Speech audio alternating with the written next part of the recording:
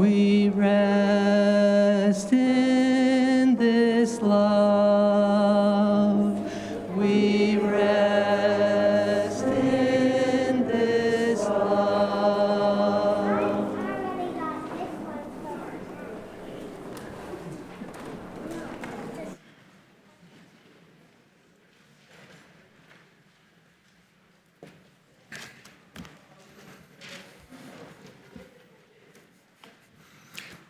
The Unitarian Church of Montpelier sits on land which has served as a site of meeting and exchange among indigenous peoples since time immemorial. The Western Abenaki are the traditional caretakers of these Vermont lands and waters, which they call Indakina, or homeland. We remember their connection to this region and the hardships they continue to endure. We give thanks for the opportunity to share in the bounty of this place and to protect it.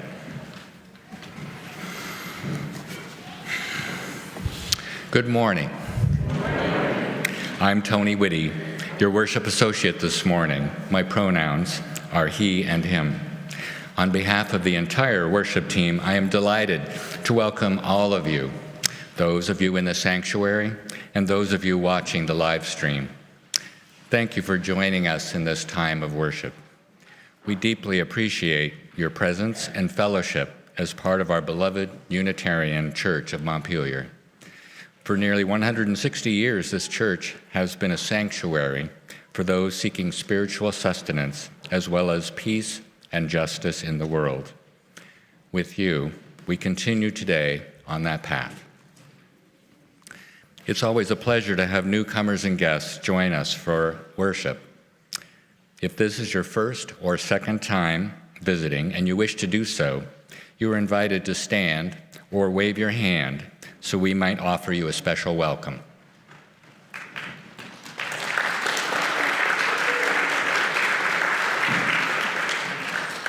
Thank you. We are glad you are here. Any of you who are newcomers to our congregation are invited to fill out our welcome form available at the hospitality table in the vestry during coffee hours so that we can connect with you and welcome you more fully. Now we can all join in the welcoming by taking a few moments to turn to your neighbor in the pews and share a few words of greeting.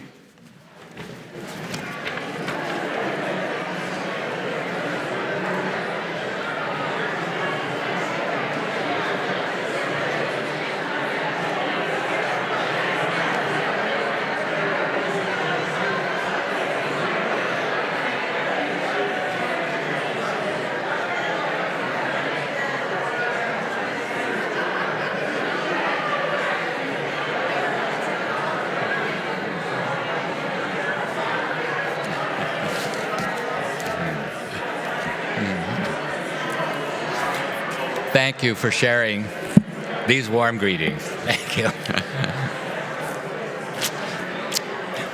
You are invited to continue your conversations after the service during coffee hour. Please know that we have hearing assist devices available on the table at the rear of the sanctuary, and you can also listen to and watch the service in the fireplace room downstairs if you should need to leave the sanctuary for any reason. A member of our lay pastoral care ministry team is available in the sanctuary after the service if you have a personal concern and would like to share more deeply. This morning, our lay pastoral caregiver is Victoria Batten. Thank you, Victoria. And now, let's take a deep breath, make sure our cell phones are silenced, and enter more deeply into our time of worship with the prelude.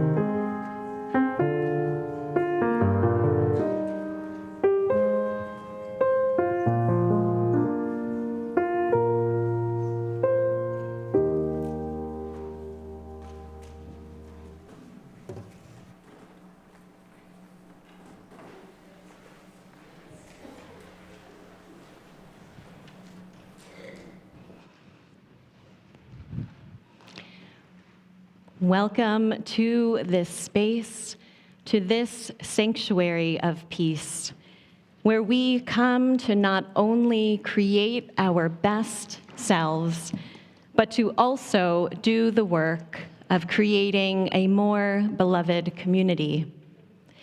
We come together today as individuals, much like individual pieces of glass or pottery that are different shapes, sizes, and colors, all of which are broken with imperfect, jagged edges, but always beautiful. While our pieces may not always fit neatly together, it is within this sanctuary, guided by our covenant and our values, that we gather together to create a beautiful mosaic. May the brokenness and beauty you find in one another create peace in this space and fill our hearts with love as we create worship together. And I'll invite you to rise in body or spirit for our opening hymn, which is number 1020 in the teal hymnal, Wo Ya Ya. The words will also be projected onto the front walls of the sanctuary.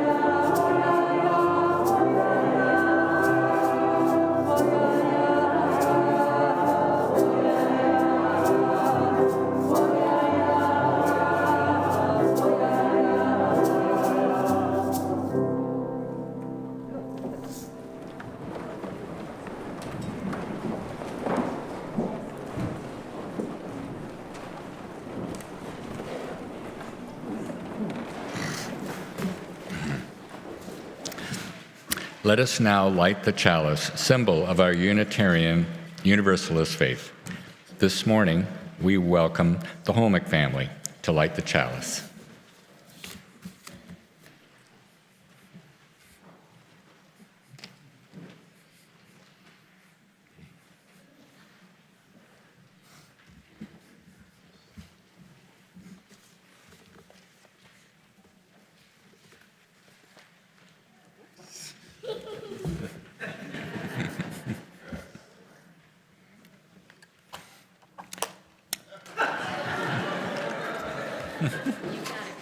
Yeah, just one We got more. it. We got it. Hang on. Right, yeah. go. Fits over. We light this flame, an enduring symbol of our collective commitment to lead with truth and compassion.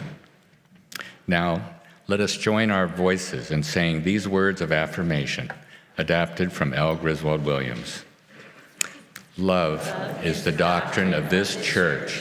The quest for truth is its sacrament, and service is its prayer.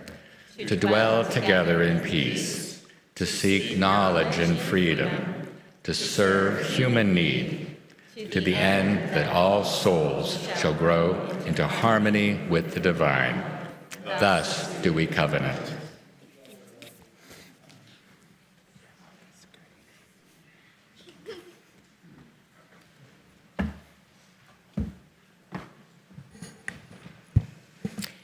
Good morning. Each Sunday, we come together to join our hearts and spirits in a community of love and care. We bring with us the many and varied joys and sorrows present in each of our lives. Today, many of our hearts are especially full, as is this sanctuary, of anticipation, worry, and uncertainty as we prepare for an important day in our democracy, Election Day this Tuesday. And so today I invite us into a prayer ritual so that we can share what is on our hearts and remind ourselves that we are not alone. This is a ritual that everyone of all ages can participate in. At the ends of the pew by the window side, you will find a maroon-colored velvet bag, or there might be one in the back, and there's one in the fireplace room. If you're at the end of the pews, I invite you to just hold on to the bag for a moment. Just hold the bag. Thank you. While I tell you what we will do during our ritual. I know you're so eager. The stones that are inside the bag are to be shared across your pew. Larger stones can be shared among multiple people. And when a stone comes to you, I invite you to just hold that stone in your hand for a moment, to feel its solidness. This is the solidness that comes from many, many years of being part of this earth. And as you hold the stone, you might think of an intention or a prayer that you have for the week ahead. And then you are invited to write that intention or prayer in 1 or 2 words on the stone using one of the markers that is also in the bag. When you're finished, the markers can go back in the bag and the bag will stay in the pews. So one of my prayers for this week is for the safety of all those who go to the polls to vote or to drop off their ballots, all of those poll workers. And so I will write safety on this stone.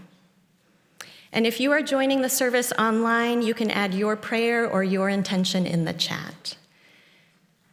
And so now you can take a few moments to pass those stones and markers across your pew, and then a few of our worship helpers will come around to collect your stone prayers.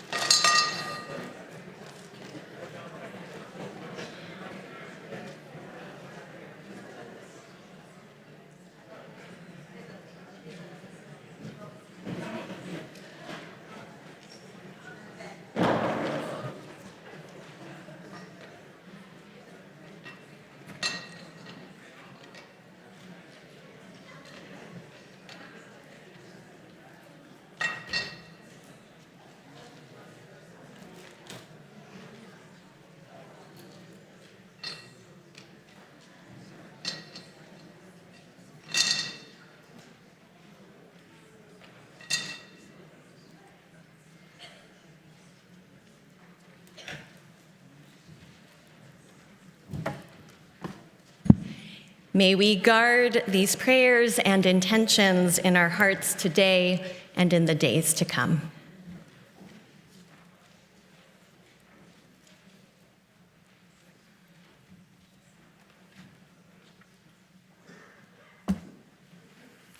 Good morning.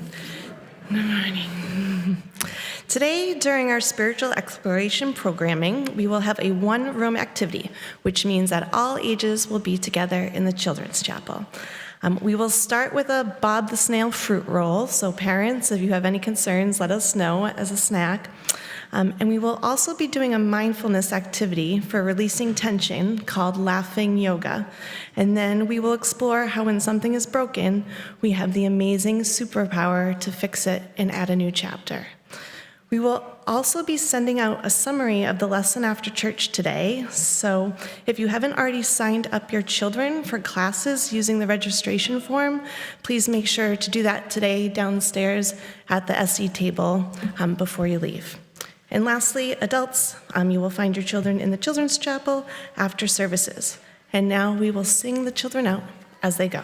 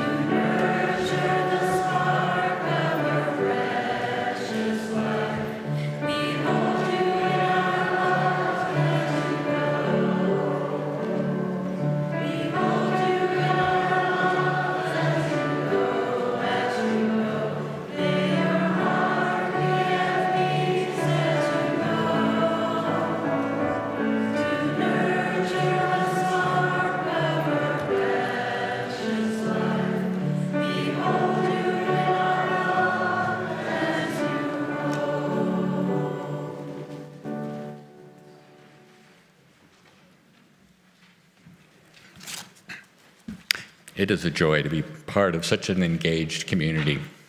And here is some of what's happening now. Today is Fall Activities Fair in the vestry during coffee hour. Stop by the tables to meet representatives from UCM's many active groups and learn more about what they do and how you might connect. An election vigil will be held Tuesday, November 5th, from 5:30 to 7:30 p.m. The sanctuary will be open as a quiet place of contemplation. Periods of silence will be interspersed with music, readings, and prayer. You may come and go during the 2-hour vigil as you wish. In addition, the self and community care worksheet for before, during, and after the election has been printed and is available downstairs. And this is also available online through the e-news.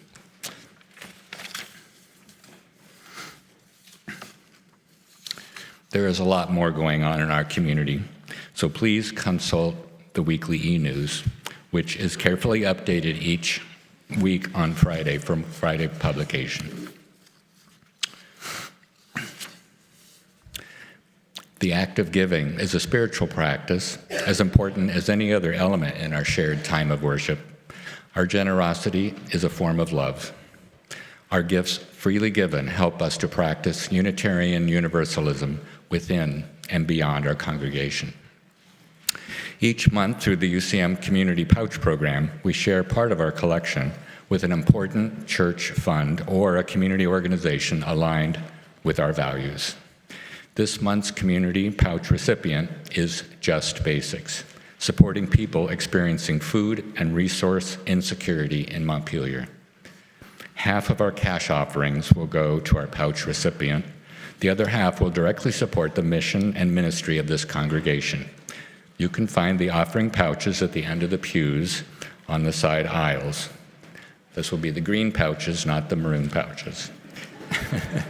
Please pass them towards the center aisle. We are grateful to each and every one of you for your generosity in its many forms. Your offering will now be gratefully received.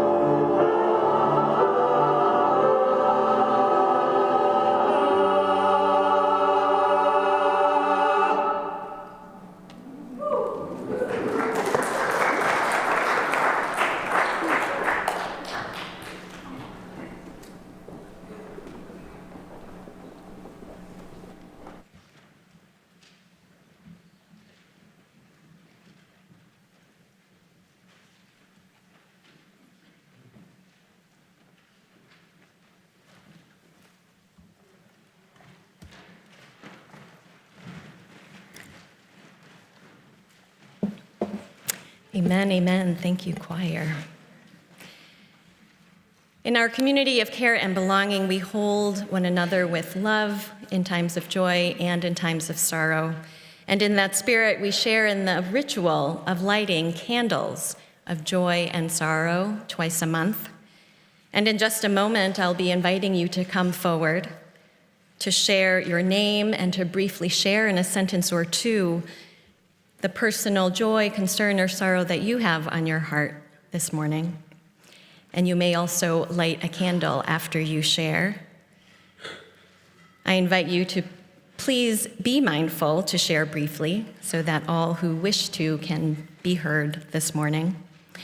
As a reminder, the service is being live streamed, so anything you share here in the sanctuary will also be shared with those viewing on the live stream, and this portion of the service will be taken out before the video is entered into our video archive.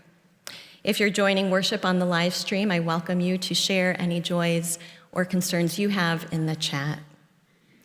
And now, any of you who are moved to light a candle this morning for something affecting you in your personal life and that you'd like to share with us, you're welcome to form a line on the left-hand side of the sanctuary and come forward.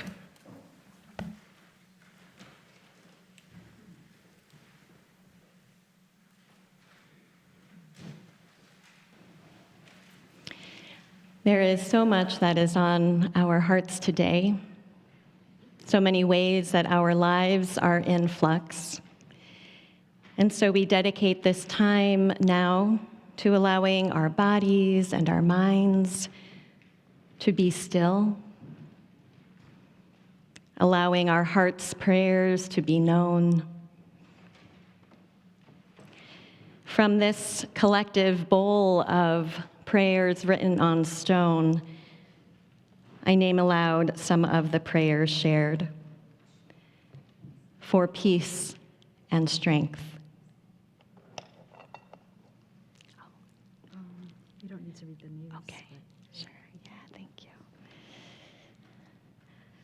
For helping and a good story. For adaptation. For choosing joy, for compassion.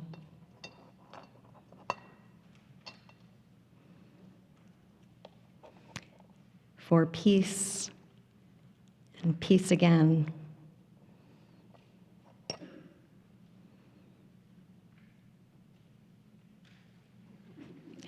For trust.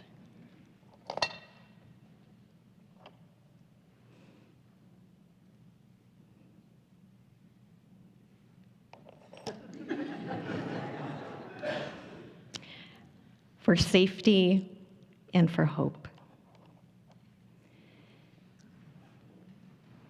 And we continue this time of prayer. Would you join me in whatever way you know to be a prayerful presence?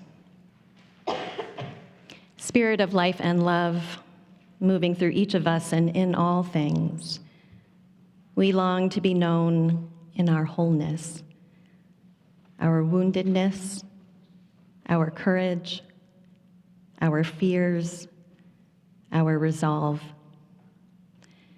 Our lives and the world we live in are far from simple, and there is far too much suffering. The world seems to spin out of control, and we face challenges we would have never anticipated.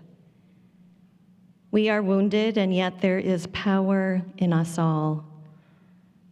Our hearts break, and yet the arresting beauty of the world stops us in our tracks, and moments of grace bring fresh tears to our eyes.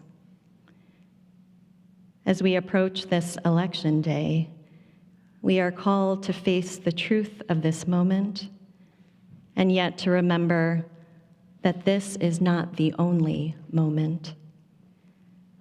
Spirit of life and love, may you surround us as we struggle to embrace this paradox. May we find solace in one another, knowing that we are not alone, trusting that we can go on, and trusting that a deep and abiding love surrounds us all. Blessed be. Amen. And let us join in a time of quiet meditation together.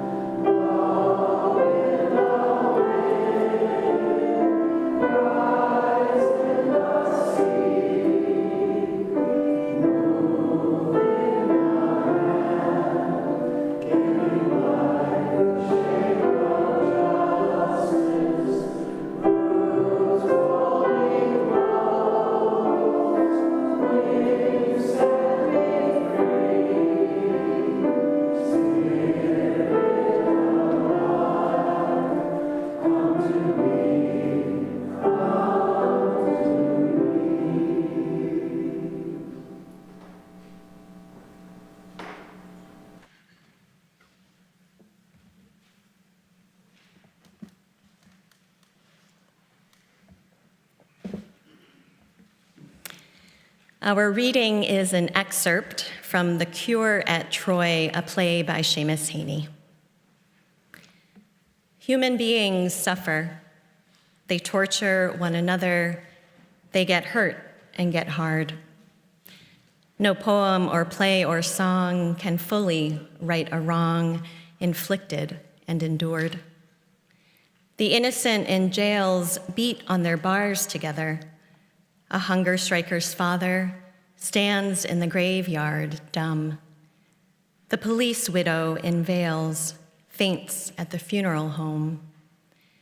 History says, don't hope on this side of the grave.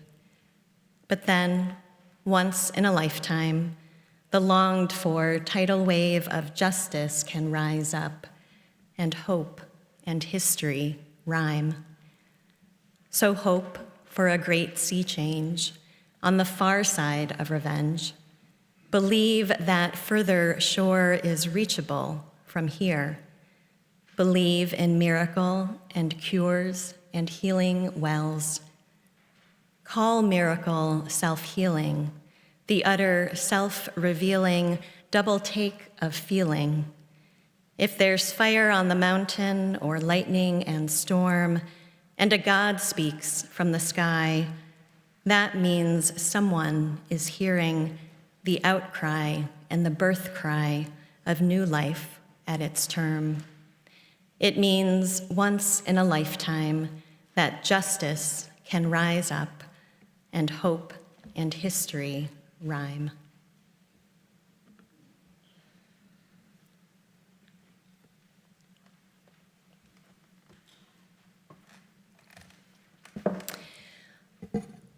A pottery kiln must be fired to extremely hot temperatures for molded clay to turn into a stable pot. On the low end, temperatures need to reach at least 1,800 degrees Fahrenheit, and on the high end, up to 2,400 degrees. I visited a friend's studio once where they had built a massive wood-fired kiln, and they needed an awful lot of wood to keep that kiln hot for their once-a-year firing. Clay can be sensitive in the firing process, and attention must be given to a slow cooling process so the pots don't crack. As strong as that pottery gets under such immense heat, it can also break. Under the right amount and kind of pressure, even the strongest pottery can crack open. There's a broken pot up here on the chancel that maybe from the back is a little hard to see, up here by the flowers. And this pot suffered through an entire winter left outside. I plead guilty to that offense, with soil contained within it, expanding and contracting, forcing the hardened clay apart. One winter season, a drop in the sink or on the floor proves that even the strongest pot can break. Right now, we are witnessing many cracks and fissures in our shared public life and in our democracy. There are the cracks of distrust, disinformation, belligerence, and even political violence. The pressures have been mounting, and the chipping away at fundamental rights and freedoms have gone on and on, as we have felt acutely in the past year.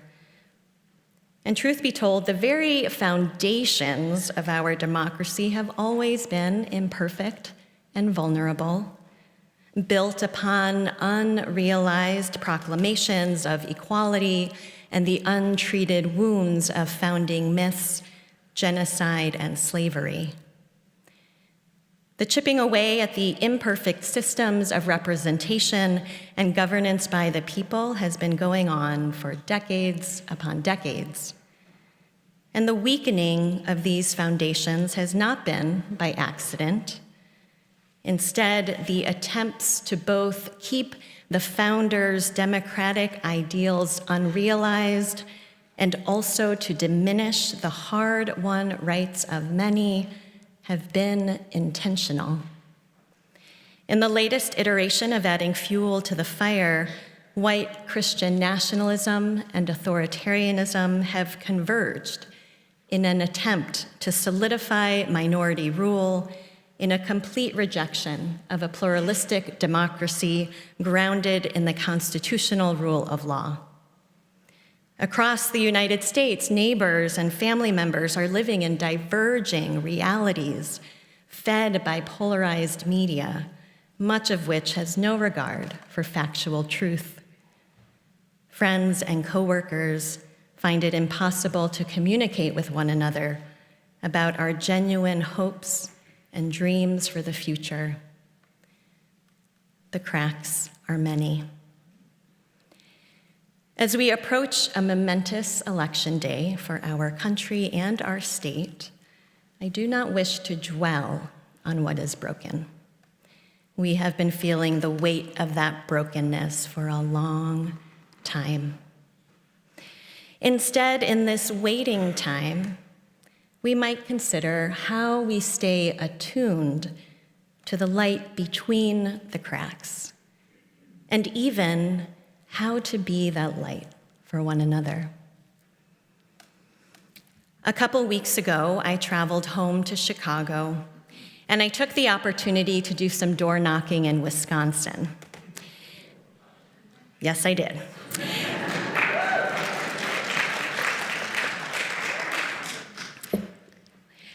Where in Wisconsin? Milwaukee and outside Kenosha. And my mother and a family friend joined me. In suburban Kenosha, an area of razor-thin electoral margins, we spoke with one young woman who was undecided about the presidential election. She said, "I'm Catholic, and the whole reproductive thing," she left it to us to fill in the blanks. We ended up talking for several minutes, finding common ground in our desire for our leaders to respect all people and to look out for the most vulnerable in our society.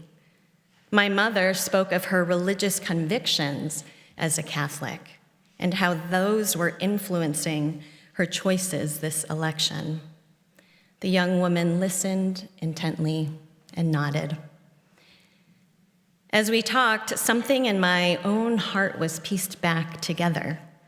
Despite the fact that the woman was still undecided at the end of our conversation, there we were, this group of four, standing in a parking lot in the exurbs of Wisconsin, a group of four very different people, a veteran in his 80s, a first-generation immigrant from the Philippines in her late 60s, the daughter of immigrants who is now a UU minister, and a millennial Catholic woman having a heartfelt conversation about our democracy. The experience of sharing genuinely our concerns and values and listening intently to one another made me feel that not all is broken, that perhaps a great sea change is possible. I needed the witness of that moment, the witness that there are still places where the gaps between us have not gotten so wide that they cannot be bridged, where our hopes and our histories need not be dissonant, that there are yet cracks between us that can be filled with understanding, goodwill, and common dreams. Leonard Cohen sings, "Ring the bells that still can ring. Forget your perfect offering. There is a crack in everything. That's how the light gets in."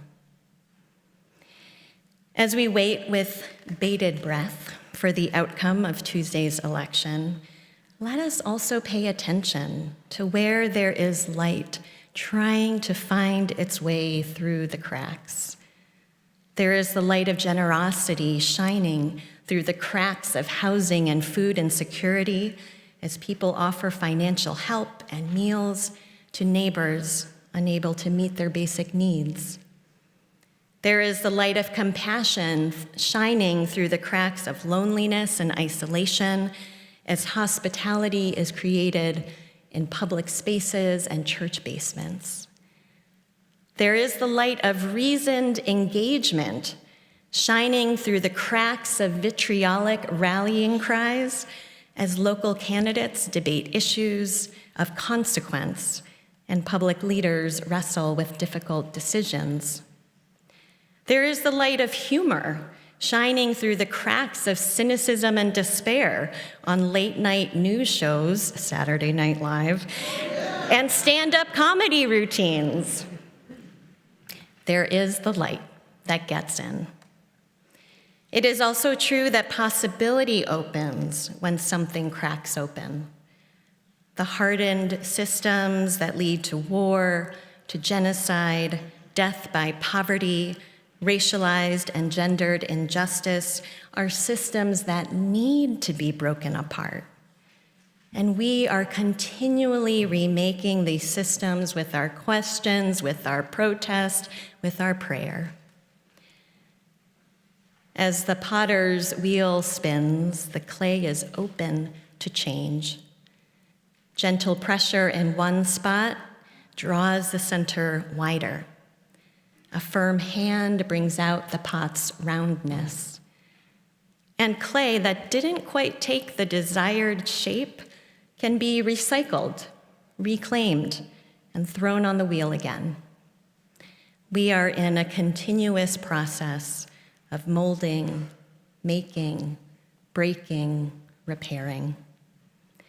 And this is also where the light lives for me, in this ever-unfolding process of making and remaking, of cracking open and looking for what's there, and for fixing what we can and what must be repaired. The writer and public thinker Bayo Akomolafe describes cracks as intercessory sites of what is to come and what is not quite done with, which is to say that it is at the cracks that reshaping, reimagining, and recreating take place. As people who seek spiritual growth through active engagement with the world and all its brokenness, this is always the work, whether it's election time or not. We are called to intercede at the cracks, to notice what is not quite done, and to invite something new to fill the gap. Can we imagine that this time of breaking apart could also be a time of recreation? There is a crack in everything. That's how the light gets in. The uncertainty in the days ahead will be challenging to navigate. I won't downplay that. It will not be easy for most of us to remain calm and grounded, compassionate and hopeful. And so being a light for one another is how we will make our way through. And here is some practical advice for the days ahead. Limit your consumption of news and social media to what is essential. It's not always an easy one for me. Dedicate time to spiritual practices that ground you in your body, that calm your nervous system, and that connect you in positive ways to others. Make a plan for who you want to be with or who you can reach out to as the results of the election become clear, or in the waiting if the results are not clear. Go easy on yourself over the next week or so that you have ample space to feel and to think, and to respond rather than to react. And remember that anger can be a powerful motivator for change, and also, none of us is served by hatred, retribution, or violence of any kind. My loves, there is much that we do not know. Take heart in what is surest, that you are not alone, that we make it through together, that no single election, no single vote, no single law, no single court ruling, no single bomb, no single flood determines all that will come. The contingency and uncertainty of it all can be the light through the crack. There is light in accepting what we don't yet know and trusting that how we choose to act and how we choose to love can change everything in time. Let us move forward into the uncertainty, holding the fragile pieces of our shared lives with gentleness and with care. So may it be.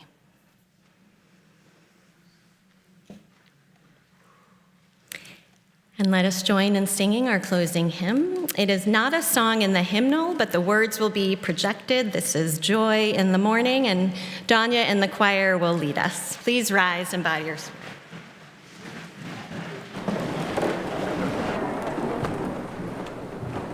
We will sing it, the choir will sing it, the first verse one time through. If you feel like you already know it, join us, but then we'll sing the first verse again. So the first verse will be twice. Once you can just listen if you like.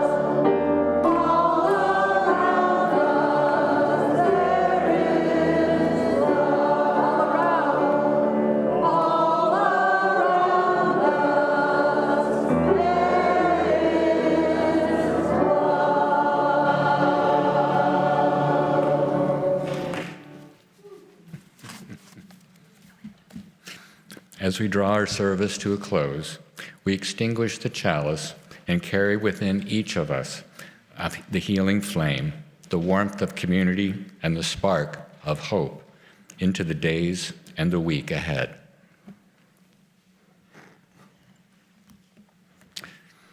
Please join now in our unison mission statement. We welcome all as we build a loving community to nurture each person's spiritual journey, serve human need, and protect the earth, our home. These closing words are by L.R. Nost. Do not be dismayed by the brokenness of the world. All things break, and all things can be mended. Not with time, as they say, but with intention. So go. Love intentionally, extravagantly, unconditionally. The broken world waits in darkness for the light that is you. And we conclude our service with the postlude.